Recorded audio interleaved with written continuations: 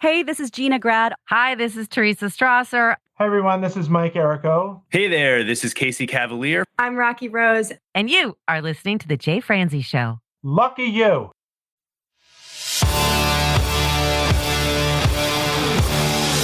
Welcome to The Jay Franze Show.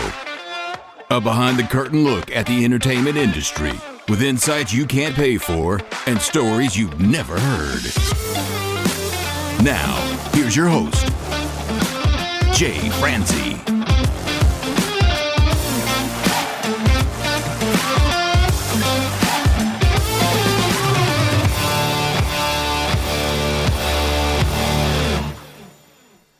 Well, hello, and welcome to the show.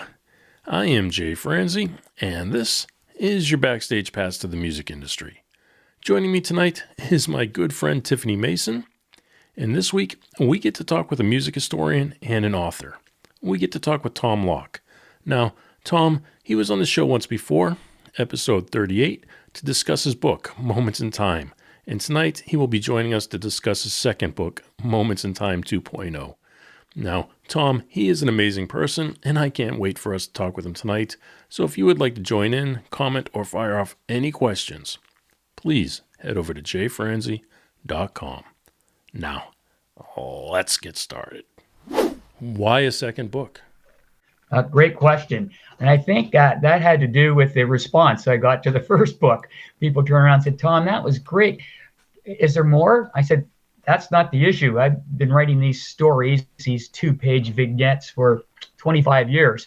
The challenge is picking the 120 that were in the first book, 12 chapters with 10 stories in each chapter. And I got a real interesting comment from a number of people, disc jockeys, as well as listeners, as well as readers. And that was, hey, the 80s have become oldies now. You think you could move up a decade?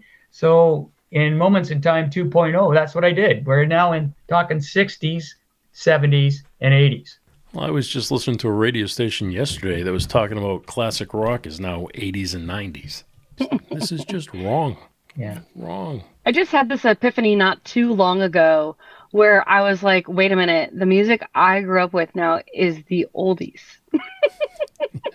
And there you go. There you go. You know what? And that makes me, you, all of us feel a little old. Do you remember this song, I Think We're Alone Now? Yes. Oh, yes. That was by Tiffany. Yes. Right? Oh, yes. Big number one hit in 87. But do you know she didn't do the original? No, who did it? It was Tommy James. And what I do is tell the story about this song, and everybody, oh yeah, the 80s Tiffany. And then the rest of the story, if you will, is about Tommy James. Now, the way my books are done, and recall, Jay, there's a book, we get instant gratification because you put your smartphone over it, and it's a QR code, and it plays the song. So in this particular chapter, what I did was I put in both QR codes so you can compare the hits. Love it. Very cool. I don't know if you know this too, but Tiffany's been playing shows around lately.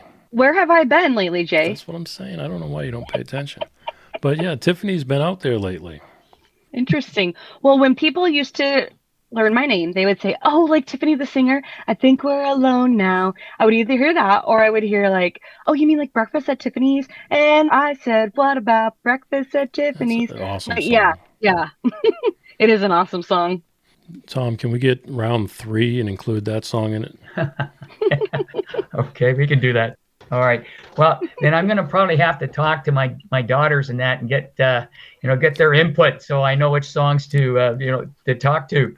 But I mean, there's some great songs in the 90s. There's no question about that. And then as we age, they will become oldies.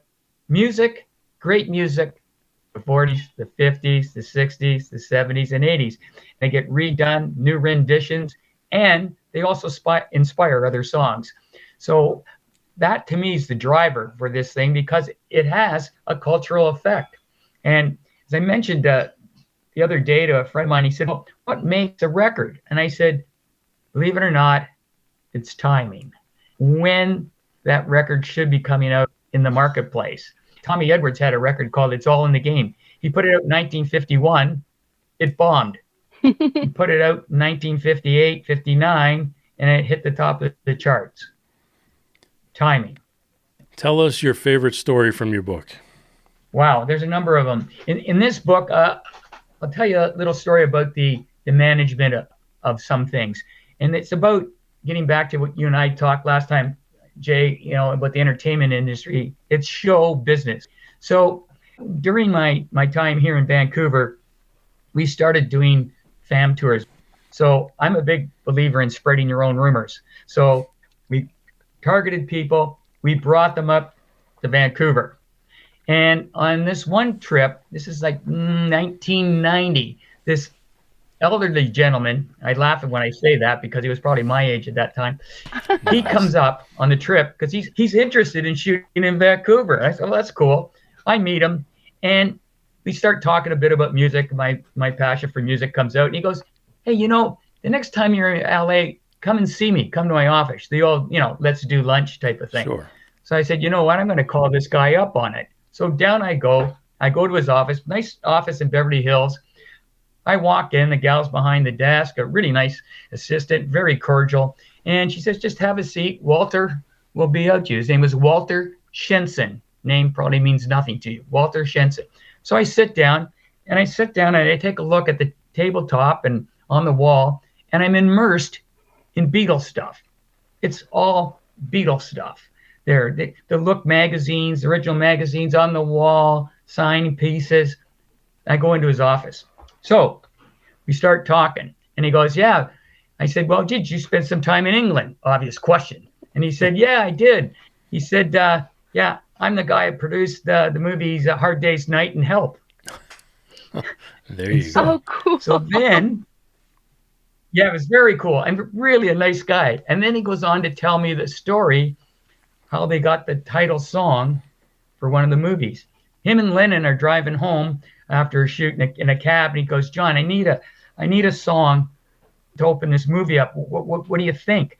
And then in the next morning comes in, he's got a little matchbook, notes on it, calls him into the room with Paul McCartney, and they sing Hard Day's Night.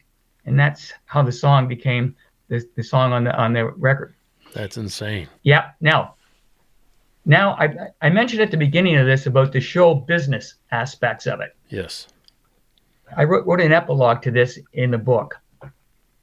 Both Hard Day's Night and he also did Help cost approximately $400,000. It was a fair bit of money back then. When they released it, both those movies paid for themselves in the first day. That's how hot the Beatles were. So it was certainly a great story for me, but it just to meet a guy, down-to-earth guy, and he said, I didn't know what we had. Straight up. He says, my wife said, well, are they any good? And he said, I don't know, but nobody can take their eyes off them.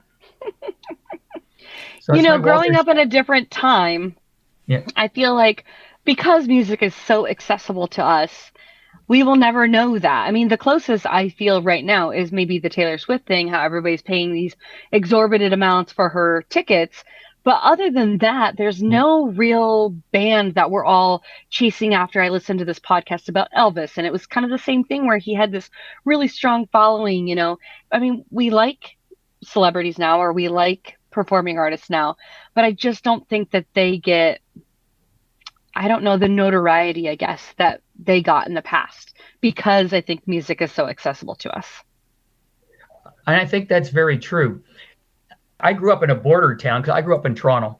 So in the late 50s, I'd be listening to the Buffalo. This is when the DJs were king. They were all personalities. They're king. They played what they wanted to play. They good listeners to their audience. So they knew what the kids wanted. So I'm listening to this guy named George the Hound Dog Lorenz out of Buffalo, New York. The Hound, as he is nicknamed. And he's playing all this R&B stuff that we haven't heard before. And he plays Elvis, and he's playing this, and some just great stuff. And we're all going, where did this come from? Like, this was an experience that happened. This is like goosebump material. Here my parents are playing Patti Page, and I'm getting Elvis Presley, for Pete's sakes, off the airwaves across Lake Erie and Lake Ontario into Toronto. So that was quite an experience for me then. I mean, Beatlemania, I did grow up with Beatlemania, And it was shocking. And because back then also television had just evolved, really evolved. I mean, it was advanced. Everybody had it in the 60s, still black and white. And I love the black and white stuff. It captivates me. It still does today. And, oh, God, we can actually see these guys. It's not just a piece of vinyl I'm looking at. No, that song's pretty good. It was a different world. And they really changed things around. However, what was really interesting to me about it is the Beatles helped America, and all of us in North America, rediscover the roots of rock and roll. Because the Beatles were motivated by the Chuck Berrys, the Little Richards, the Elvis Presleys, the Jerry Lee Lewises. It was from them that they got their energy and drive to move forward. They copied a lot of their songs. Nothing wrong with covering versions. It's fine. But then their talent certainly came out with their writing capabilities. I mean, Lennon and McCartney, probably the two greatest rock and roll writers in the world today that we know. Did you ever have an opportunity to see them perform live? No, I did not see them live, and they were in Toronto. I did not see the Beatles live. Certainly heard about it a lot of my friends, but I've been also told I was probably more fortunate when we listened to a back feed and watched some shows edited out of there, because nobody could hear anything. Sure. Just loud noise. And the acoustics, the sound systems weren't today. I mean, we just had Taylor Swift up here in Vancouver. And I have to tell you, what a phenomenal experience. I did not go to the show. I respect her music. I think she's terrific. And I think they market her well. And I love her image. And it's all ages, all people. But I'll tell you what she's done that is different. The last time I seen this was probably with the Beatles. When you walk down the streets of Vancouver, there's 160,000 people during this period of time. She did 3 concerts here and shows. They're outside, standing outside. Everybody's handing out bracelets. And it was equivalent to me when we had the 2010 Olympics here. Everybody's your buddy. It's about culture. Yeah, you're competing in that, but you're all on the same page. And it was just a wonderful, wonderful thing done. The police had no problems at all. And it was a great rehearsal for FIFA, which is coming up, the big football thing, soccer, coming here in 2 years, which I think will be a lot more challenging because there's a lot more butting heads in that sport. I was going to say, that's going to be a little bit more of a rub for sure. You bet. Well, Tom, you were here once before, so I'm sure you remember the fact that we like to acknowledge the unsung hero. Do you have any unsung heroes that you would like to acknowledge? Wow, that's an interesting question, because there's actually a few of them. One of the great unsung heroes I wrote about in this book, okay? To me, he's an unsung hero for music. Now, his name is Joel Whitburn. And if you recall, my epilogue in the book is about Joel Whitburn. Now, Tiffany, Joel Whitburn in the mid-50s got obsessed with records and where they charted on records and start making lists of records. He then started putting them out and taking them from the Billboard charts. He started making these things out. Created a company called Record Research Inc. out of Menominee Falls, Wisconsin, well, of all places. And he made a deal, licensed deal with Billboard to write these books and these things. And all DJs, I mean, the resource book, it is like the resource books. All his resources are phenomenal. Top pop singles, top albums, top everything. Phenomenal guy. But him doing that really gave us, I guess, a focal point for a place where we could look out about songs or find out what year was that in, or not a lot of background information, which is what I did, but motivated because of him. So he's my unsung hero that a lot of people don't talk about moving forward. But I have a great story about him and why he's even more so. So the year's 2000, I'm on the internet Googling away, and up comes Joel Whitburn's want list. Joel Whitburn, he's got every 45, no, he's got 300,000 45s in a vault below his house in Menominee Falls, Wisconsin. True.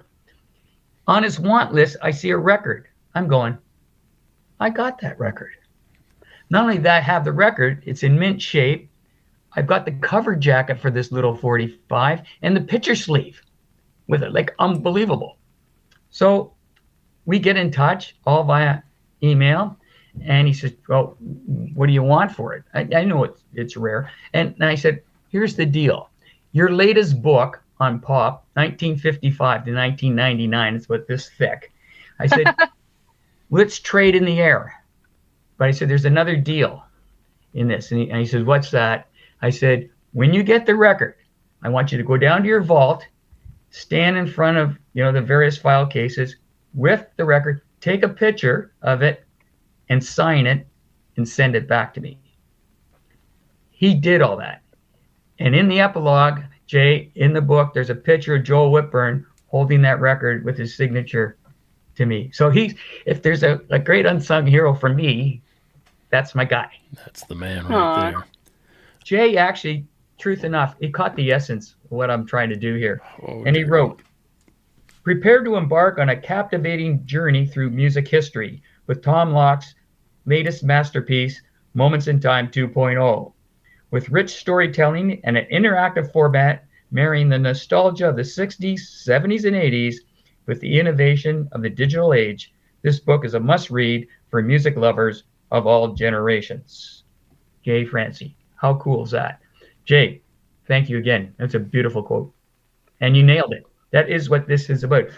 Jay, before I go, though, I'd like to share something that I think is really important about where I'm going with this in this stage of my career and my life. And I've taken this books now and I've turned them into interactive presentations for age communities and also for musical therapy now. And it's amazing the response I'm getting. I was back in Ontario last summer for 5 months, and I went to a place and they assembled a group, and their ages were between 60 and 100. And he says, Tom, I don't know how long they're going to last with you speaking and that going forward. Can you give it a half an hour and extend it? I said, I can go. It's not a problem. It's easy to do. So the short story is, an hour and 15 minutes later, we're there, and they got people in the back row. Oh, I had that album, and do you remember such and such, and do you remember this? It was like they came alive. They came alive. And so it was really something to prove my point. And then I've been in touch with a professor at the Simon Fraser University here in Vancouver who is in musical therapy. And we had a long chat, and she said, yeah, it makes sense going into homes and people with Alzheimer's, and that it's amazing how music brings back memory to those people. More importantly, it puts a smile on their face. It's like a memory with a beat. You got it. Anyway, thanks. That's really important to me, and I appreciate you letting me do that. Absolutely. Anytime, sir. We cannot thank you enough for being here. That's the least we could do. Tom, sir, have a good night. I love that he brought up Alzheimer's and music and helping elderly people. I saw on Tom's bio that he was born and the number one song was called Music, Music, Music. And it made me instantly think of an interview I did on my podcast called Memories of the Beat, where this gentleman picked a song called Sing, Sing, Sing. He remembers his father, playing the record with him. And I said, as you got older, what was your experience with your dad with this song? Did you guys ever play it together? And he said, oddly enough, no, we never played it together, but I put it on an iPod when the iPods first came out. And he played it for his dad. And he said, when that song would come on, his dad would instantly know all the words. And it was like his dad was right there back in the room with him. Oh my gosh, I'm getting the chills just even telling you. But just like what an amazing thing that music does for us. It's incredible. Well, I'll tell you, something like that would just make me break down, I'm sure. Oh, for sure. But I'm thankful Tom came back on the show tonight. I know he was on once before with his first book, but having him come back and talk about the second book here was just really good. And the simple fact that he put my quote in there is really what makes the whole book happen. It was a blast having him here tonight. I really do appreciate him stopping by. Yeah, great concept. A big thanks to Tom for taking the time to share his stories with us. And thank you for taking the time to hang with me here. I really do appreciate it. If you know anyone that would enjoy this episode, please be sure to share it. You can do that and find the links to everything mentioned over at jayfranze.com/episode 109. Thanks again for listening, and I'll see you next week. Thanks for listening to The Jay Franze Show. Make sure you visit us at jayfranze.com. Follow, connect, and say hello.